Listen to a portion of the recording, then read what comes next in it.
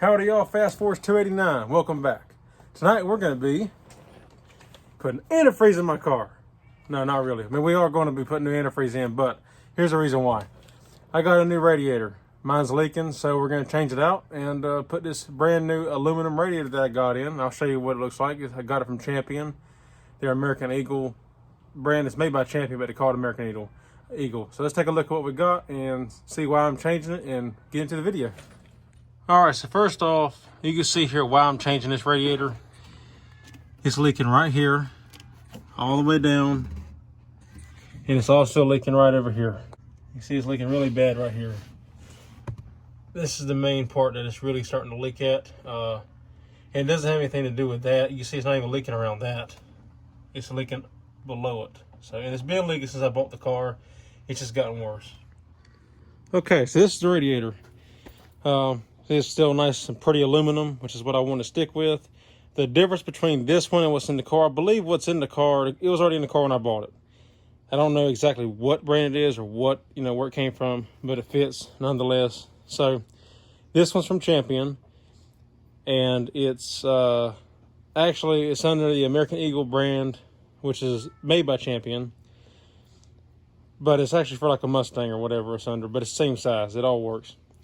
So the difference is though between what's in the car now and what's in this one is like even Champion, you can get a 3-row. You can get a 2-row, but it's real narrow. You can get a 3-row that's the same thickness as this and a 4-row. And then an American Eagle, which is what this is, you can get a 2-row with 1-inch tubes, which is for better cooling. It'll handle actually the same horsepower. I think it was 650 horsepower for both the 3-row Champion or the 2-row this.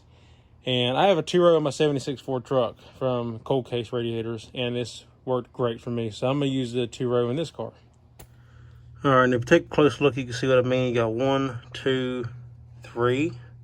It's a 3-row.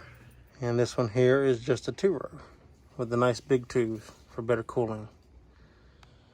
Something else I picked up from them is this fan shroud here. This will be a better coolant, which means I also got to change my fan, which if you notice on my other radiator, it's offset, and I can never put it in the center because it's too deep. So also I got this, a Spall electric fan. It's only 2.5 inches thick.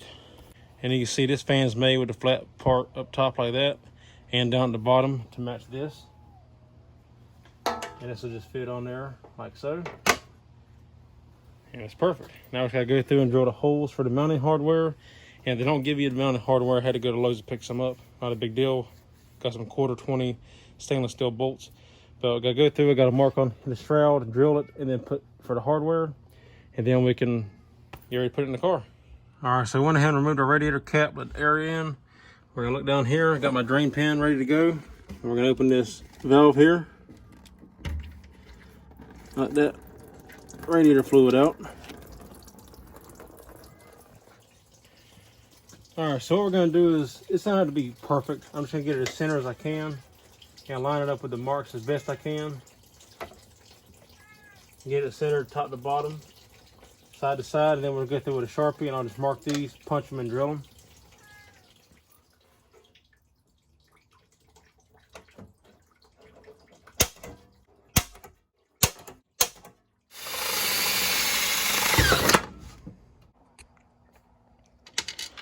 All right, so what I'm going to end up doing is pecking these bolts, putting them in from the inside out. That way I don't have to worry about this hitting the fins of the radiator. And then the nuts will be out here like this, obviously. So I'm going to do that. I got some double protection here. I got the lock washers, plus I bought these nylon lock nuts. So it's kind of double secure. I don't have to worry about them backing out.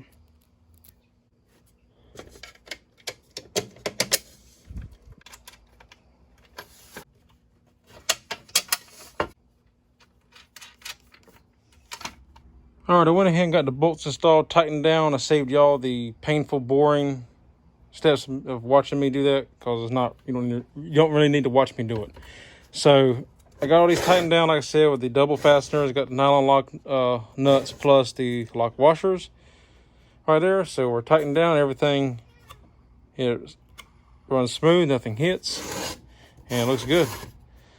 I am going to have to change my plug. I'll cut this plug off and put my plug on here, but nonetheless, I like how it comes already clipped to the fan for you. That's nice. Now we'll finish getting the radiator out and then we can put it in.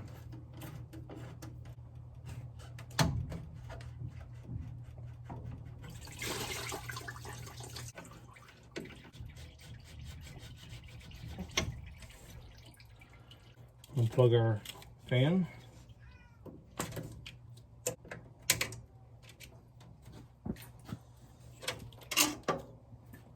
All right, now we got all that done. Now it's a simple matter of taking, in my case, my 2 top screws out because I got a saddle mount at the bottom. And generally there'll be a clamp up here for the saddle mounts, but I did mine a little different. I got saddle mounts at the bottom and 2 screws at the top.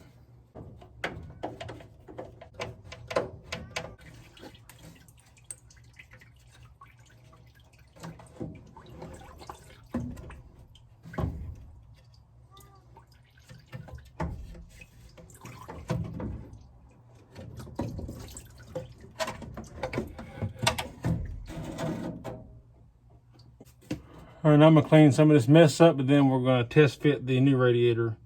But first I gotta put my fan shroud on there so I can make sure I get all the clearances right. All right, so what I'm using to attach this fan shroud is, I got some of these from Harbor Freight. And it just screws with the little clip nuts. And I'm using the number 10 size right here because it fits perfect.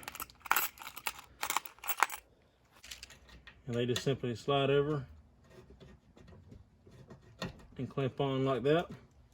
And then when I put the fan shroud up here, all I gotta do is put some screws in it and we're good to go.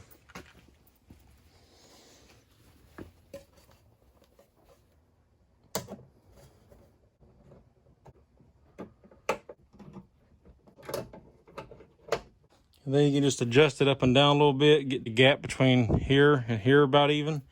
And then you're good to go. We'll test fit in the car, see how it looks.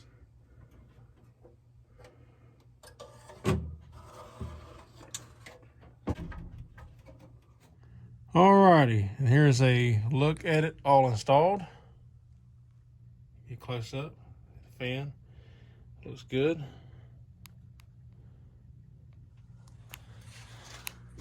It performs great, and I'm very happy with it. I think it looks a lot better than the other one that I had. Now you can see here, I got all that room in here, so now even if I have to change the belt, I don't have to worry about, I could change it before, but I can get to it real easy now, so that's good.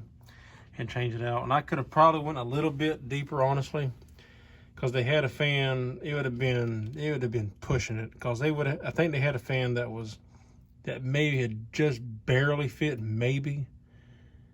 I didn't want to take a chance on it not fitting, so I just went with this one, which I'm fine with. The only gripe I have with this fan is it's a little bit louder, but it's not bad. It don't run all the time because I got the thermostat in it, so it's great. I'm very happy with it. All right, on this side, you can see how I cut this hole right here in the fan shroud for the thermostat to go through. That's because I tried it the other way where it was coming in this way, and it just wasn't working right. I don't know why. Maybe there's too much air getting to the thermostat from the outside. I don't know. But I came in here, I drilled a hole in the fan shroud, attached that, and then I hooked the wires in there, and it looks good. It's still pretty neat. I tried to put a rubber grommet in here, but I just don't have one big enough that would fit. I couldn't plug it in with the grommets. I had to take the grommet back out, but this works. It's fine, and it looks good, and it works like it should. Fan comes on around 200 or so, maybe 205, and then it kicks off around 190 or so, something like that. Here's a look at my wiring right here. See how it comes down just like before. It plugs in. Yeah, I got a 30 amp fuse. Plugs in right here, so I can unplug it when I need to. And then I just got a zip tied down here to hold the wires in place, and up here. And here's a look at the outside. If you notice, I painted this side black. The reason for that is, one thing I never liked is how the other radiator that was in here, when you look through the grill, you could see the aluminum. I didn't like it, because you see how the grill's black here, and then it's got the aluminum here and all. But with the aluminum shining through this part, it just didn't look right. It looked kind of off to me. It wasn't super noticeable, but I knew it. I didn't like it. So I came here, I just painted this side black all the way up to the tanks and whatnot. See, you see where it stops right there, but I painted up to the tanks, painted this entire side, and there's that thermostat right there. All the way down. So then it gives it that blackout look behind the grill like I like. But up here, you still got all the nice shiny aluminum. So yeah, looks really good. And you can see it under there's my saddle mount right here. And then I just got it screwed in right here at the top. And then the fan shroud screws in, so we're good to go. All right, guys, well, that's a done deal. We're good to go. It works great. I've driven the car. It works as it's supposed to. It stays cool like it's supposed to. It doesn't go above 200, so that's good. And I got the electric fan. It kicks on around 200, 205, and then kicks off around 190, somewhere in there. So it works perfect. It works great. It's exactly what I was looking for. It looks a lot better, performs better, at least it ain't leaking. It looks better too at the front, like I said, painting that black. The only gripe, like I said, I have, it's not really a gripe, it's just one thing I've noticed. This fan, electric fan here, has the straight blades instead of the curved blades. So with that, it gets a little bit louder, and it's quite a bit louder than the other fan that I have with the curved blades. Not a big deal. The other one, you really couldn't notice it that much. It was pretty quiet when it ran. This one here, you can hear it from inside the car. The other one I couldn't hear from inside the car. I could always tell when it kicked on because the motor would load down, you know, but you couldn't really hear it. This one I can hear, but again, not a big deal. It kicks on when it needs to, mainly only at idle. It doesn't kick on driving down the road because you got the air force through the radiator. So it only kicks on when you're idle, and then once it cools back down, it kicks off. So it's not a big deal. But it's just one thing I've noticed. I'm kind of like, I don't really like how loud it is, but it works nonetheless. The curved blades, I don't know why they don't make this in a curved blade. Maybe I don't know, maybe the blades are thicker for curved ones. I don't know, and they couldn't fit it. Anyway, they had two other fans I could have chose from that did have the curved blades, but they were too thick. They wouldn't have fit. So it would have been about like what I already had. So, but yeah, I'm very happy with it. It turned out great. It looks a lot better in my opinion, and works a lot better. Like I said, it doesn't leak now. The other radiator always leaked since I bought the car. I just kept putting it off because when I bought it, it was a small leak, not real noticeable, and it just got progressively worse as they tend to do. And so I finally had to just bite the bullet on it and buy a new radiator. And I figured if I'm gonna buy a new radiator, of course I'm gonna keep aluminum. But if I'm gonna do that, I may as well upgrade to a fan shroud with my electric fan. So I had to buy a new electric fan too. So, but anyway, works great. If y'all like the video, give me a thumbs up. I'd appreciate it. If you have any comments, questions, or concerns, leave them in the comment box down below, and I will get back to you whenever I can and answer any questions. If you need any help, I'll try to help in any way I can. And yeah, as always, thank y'all for watching, and I hope y'all continue to watch, stay tuned, and see what's coming up next. And as always, I'll see you in the next one. Take care.